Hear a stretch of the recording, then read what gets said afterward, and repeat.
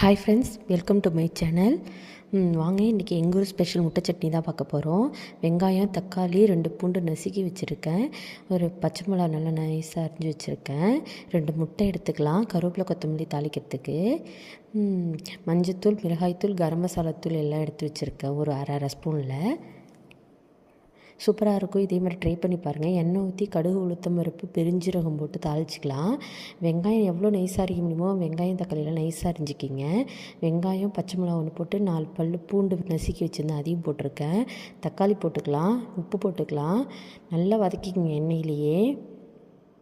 மஞ்சள் தூள், மிளகாய்த்தூள், கரம் மசாலா தூள் எல்லாத்தையும் போட்டு எண்ணெயிலேயே நல்லா வேக வச்சுக்கிங்க. நெக்ஸ்ட்டு முட்டையை ஊற்றிக்கலாம். ரொம்ப வதக்கிடாதீங்க, வதக்கினா பொடி மாஸ் மாதிரி ஆகிடும். அதனால் கொஞ்சம் ஜெல்லியாக இருக்கும் போதே இறக்கிக்கிங்க. இறக்குறப்ப மிளகுத்தூள் போட்டு இறக்கிக்கிங்க. இதே மாதிரி ட்ரை பண்ணி பாருங்கள், சூப்பராக இருக்கும். டேஸ்ட்